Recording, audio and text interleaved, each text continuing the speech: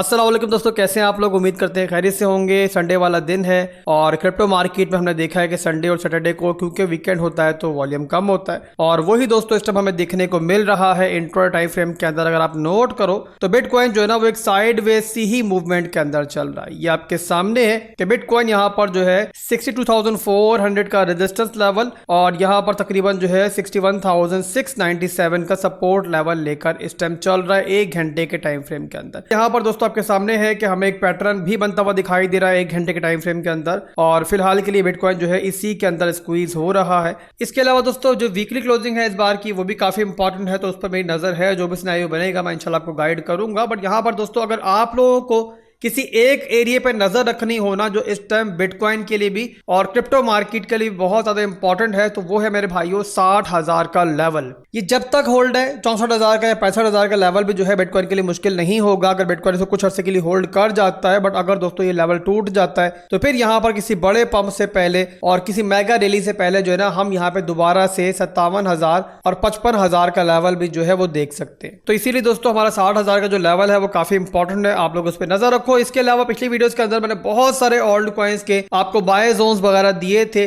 और मैं उम्मीद करता हूं कि आप सब ने वहां पर एंट्रीज ली होंगी, तो उनको भी यहां पे देख लेते हैं कि उनके अंदर क्या चल रहा है। उसके बाद कुछ फंडामेंटल अपडेट्स भी मेरे पास मौजूद हैं, XRP के अबाउट एक खबर मौजूद है वो भी शेयर करेंगे। बट पहले जो ऑल्ट कॉइंस आपको मैंने लास्ट वीडियो के अंदर बताए थे उनके बारे में थोड़ा आपको गाइडेंस में दोबारा से दे दूं। तो यहाँ पहला ऑल्ट कॉइन दोस्तों बताया था मैंने FTM का, और जो बाय जोन दिया था हमारा बाय जोन जो है वो तोड़कर थोड़ा नीचे भी गया है और नीचे की जो लिक्विडिटी है वो लेने के बाद जो है दोबारा इसने वापसी की। ओवरऑल जिसने भी यहाँ पर इस रेंज के अंदर बाइंग की होगी वो यहाँ पर जो है ना तकरीबन इस टाइम प्रॉफिट के अंदर होगा 3.32% के प्रॉफिट के अंदर होगा। तो अगर दोस्तों आप एक स्कैल्पर हो, आपने शॉर्ट टर्म की ट्रेड ली थी तो आप जो है ना अपना फर्स्ट टीपी जो है यहाँ पर भी बुक कर सकते हो। और अगर आपने मिड टर्म और लॉन्ग टर्म के लिए ली है तो फिर तो आपको टेंशन नहीं होनी चाहिए, अगर दोबारा नीचे भी जाएगा तो आप जो है इसको DCA कर लोगे। ठीक है, तो हम लोग इसके अंदर प्रॉफिट में हैं और यहां बता दिया मैंने कि शॉर्ट टर्म के अंदर आपने क्या करना है इसके अंदर। इसके अलावा अगला ऑल्ट कॉइन दोस्तों जो मैंने आपको लास्ट वीडियो में दिया था, बाय जोन दिया था, वो था AVAX। उसको भी देख लेते हैं कि वहां पर क्या चल रहा है। तो ये भी दोस्तों आपके सामने है एग्जैक्टली जो मैंने बाय ऑर्डर आपको इसमें दिया था उसको जाके इसने रिटेस्ट किया और उसके बाद दोस्तों अगर अभी देखें तो ये भी 4% के प्रॉफिट के अंदर है। तो इसमें भी दोस्तों आप वही कर सकते हो जो FTM पे बताया आपको, थोड़ा प्रॉफिट यहाँ बुक कर लो और इसके अलावा स्टॉप लॉस को जो है ब्रेक इवन पे कर लो। रिमेनिंग पोजीशन के लिए चाहे पूरी पोजीशन आप क्लोज ना करो बट यहाँ पे एटलीस्ट जो है ना आप 30 to 40% प्रॉफिट जो है यहाँ बुक कर लो। इसका एक और रीजन भी है दोस्तों, और वो रीजन मैंने वीडियो के शुरू में आपको बताया कि वीकली क्लोजिंग होने वाली है तो शॉर्ट टर्म की ट्रेडिंग के लिए जो है ना हमारे लिए जरूरी है कि हम जो है ना प्रॉफिट थोड़ा सा बैंक करें। बकाया जो मिड टर्म और लॉन्ग टर्म का सिनेरियो है उसके लिए बहरहाल हमें कोई टेंशन नहीं है। अगर आप होल्ड करना चाहो तो अच्छे ओल्ड कॉइन है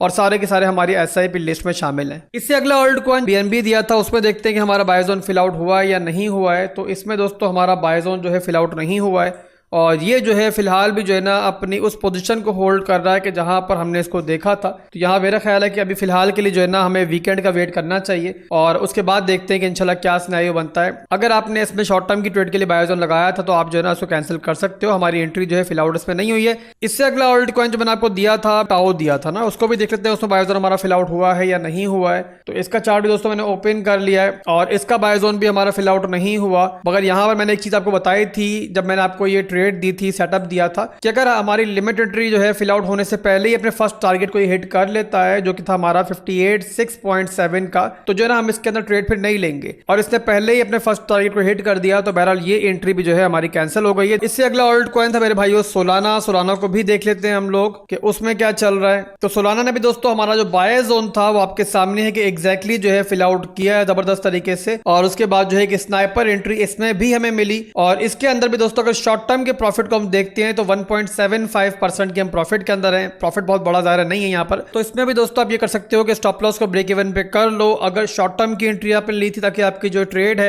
वो रिस्क फ्री हो जाए और लॉस के चांसेस में ना रहे। तो 3 ऑल्ट कॉइंस दोस्तों हमारे प्रॉफिट के अंदर हैं और 2 ऑल्ट कॉइंस की एंट्री हमारी फिल आउट नहीं हुई है। इससे अगला ऑल्ट कॉइन था FAT को भी देख लेते हैं कि हमारा बाय जोन क्या था और मौजूदा प्राइस क्या चल रही है उसके अंदर। तो ये मैंने FAT का चार्ट दोस्तों ओपन कर लिया है। FAT के अंदर दोस्तों इस टाइम जो है ना हम अपने बाय जोन से नीचे ट्रेड कर रहे हैं और यहाँ पर दोस्तों के जो बाय जोन था उसको हम देखते हैं, जो एवरेज एंट्री हमारी हो सकती थी इसके अंदर उससे हम लोग तकरीबन चल रहे हैं इस टाइम 0.98% नीचे, यानी कि 1% के भी नुकसान के अंदर हम नहीं है। तो अगर तो आप लोगों ने शॉर्ट टर्म के लिए एंट्री ली थी तो आप लोग जो है इसको एंट्री पर क्लोज कर देना ताकि प्रॉफिट भी ना हो, आपको लॉस भी ना हो। और अगर आप लोगों ने मिड टर्म या लॉन्ग टर्म के लिए एंट्री ली है तो जैसे मैंने बाकियों के लिए बताया है कि आप लोग चाहो तो होल्ड कर सकते हो। अच्छा होल्ड कॉइन है, हमारी SIP लिस्ट में भी शामिल है और अगर नीचे गया तो आप जो है DCA कर पाओगे। इससे अगला होल्ड कॉइन जो मैंने आपको दिया था वो दिया था मैंने सोलाना का, उसको भी देख लेते हैं। उसमें भी हम लोग प्रॉफिट के अंदर ही मौजूद हैं। और यहाँ पर दोस्तों आपके सामने है कि इसके अंदर जो हमें ट्रेड ली थी, यानी कि जो आपको बाइंग सेटअप मैंने दिया था और एंट्री जोन जो मैंने दिया था वो दिया था 141.52 से लेकर लगभग यहाँ पे 137.98।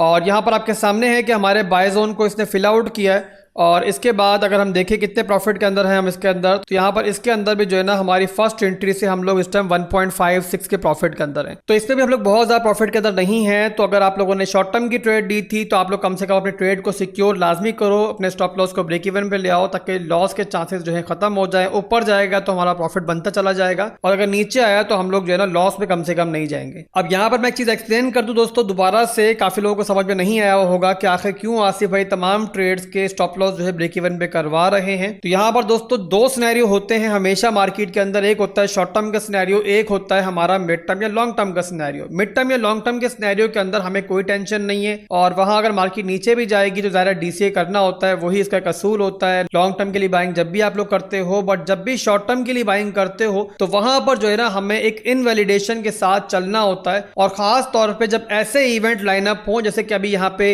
वीकली क्लोजिंग होने वाली है और वीकली क्लोजिंग के वक्त जो है थोड़ी सी वॉलेटिलिटी मार्केट में एक्सपेक्टेड होती है, तो यहाँ दोबारा मार्केट ओपन होने से पहले जो ना जरूरी होता है कम से कम जो ना स्टॉप लॉस को हम प्रॉफिट में कर लें अगर हमारी ट्रेड प्रॉफिट में है, ताकि प्रॉफिट जो है हमारा कम से कम लॉस में तब्दील ना हो। तो उम्मीद करता हूं कि आपको मेरी बात समझ में आई होगी। फिर भी समझ में नहीं आती कोई चीज तो मैंने हमेशा आपको चीज बताई है कि आप लोग कमेंट सेक्शन के अंदर पूछ लिया करो, वहां पर मैं आपको दोबारा एक्सप्लेन कर दूंगा जो भी चीज आपको समझ में ना आए। इसके अलावा कुछ फंडामेंटल अपडेट्स है हमारे पास, जैसे कि XRP के बारे में काफी लोगों ने सवाल किया था मुझसे कि आसिफ भाई XRP जो है वो इतना ब्लीड क्यों कर रहा है। लास्ट 7 डेज के अंदर 15.27% इसकी प्राइस ने ब्लीड किया है, कम हुई है। और इसके ब्लीड होने का दोस्तों रीजन ये है, आप लोग जानते हो कि सिक्योरिटी एंड एक्सचेंज कमीशन और XRP के दरमियान एक बहुत पुराना केस चल रहा था जिसमें फैसला आया था वो XRP के हक में आया था। अब यहां पर दोस्तों ब्रेक थ्रू ये हुआ कि यहां पर सिक्योरिटी एंड एक्सचेंज कमीशन ने दोबारा से एक अपील दायर कर दी उस फैसले के खिलाफ जिसे कोर्ट ने जो है ना एक्सेप्ट भी कर लिया। अब जाहिर है उसके बाद मजीद हेयरिंग्स होंगी कोर्ट के अंदर और इसी रीजन की वजह से अब दोबारा जो है ना XRP की प्राइस ने ब्लीड किया है। और जो पॉजिटिविटी हमें फैसला हक में आने के बाद जो है दिखी थी XRP की प्राइस के अंदर, वो यहाँ पर जो है ना अब दोबारा से हमें जाती हुई दिखाई दे रही है। बट मेरे ओपिनियन में दोस्तों यहाँ पर आप लोगों को ज्यादा पैनिक करने की जरूरत नहीं है। ये केस जो है पहले भी कमजोर था, आज भी कमजोर है। इतने सालों में सिक्योरिटी एंड एक्सचेंज कमीशन कोई बड़ा सबूत नहीं दे पाया XRP के खिलाफ कि ये सिक्योरिटी है, तो आज क्या देगा। और अपील जो दायर हुई है दोस्तों वो एक ऑप्शन था, कानूनी ऑप्शन था, सिक्योरिटी एंड एक्सचेंज कमीशन के पास उनका हक था, तो वो उन्होंने हक जो है अपना इस्तेमाल किया है। और मुझे उम्मीद है कि इंशाल्लाह अपील जो है आगे चल के रिजेक्ट हो जाएगी, तो यहाँ पर दोबारा इंशाल्लाह प्राइस जो है पॉजिटिव हो जाएगी। इसके अलावा बिटकॉइन स्पॉट ETF की बात करें दोस्तों तो आप लोग जानते हो कि ईरान के इजराइल पर अटैक करने के बाद से इन्वेस्टर्स ने अपना पैसा जो है ना वहां से निकालना शुरू किया हुआ था और उसकी वजह से हमें बिटकॉइन ETF के अंदर जो है एक आउटफ्लो देखने को मिल रहा था काफी दिनों से। और अब यहाँ पर दोस्तों हमें देखने को ये मिल रहा है कि आउटफ्लो जो है वो यहाँ पे रुका है और इनफ्लो जो है दोबारा से स्टार्ट हुआ है। और ये भी एक रीजन है जिसकी वजह से बिटकॉइन की प्राइस ने 60,000 के लेवल से रिकवर किया है और इस टाइम आपको 62,000 के लेवल में बिटकॉइन दिख रहा है। अब दोबारा मार्केट ओपन होती है कल, तो इंशाल्लाह देखते हैं क्या सूरत हाल बनती है। फिलहाल के लिए दोस्तों बस इतना ही था और अभी के लिए जो अपडेट्स हमारे पास मौजूद थी हमने आपको दी है। इंशाल्लाह फिर से मिलेंगे बहुत जल्द, दुआओं में याद रखिएगा। अल्लाह हाफिज।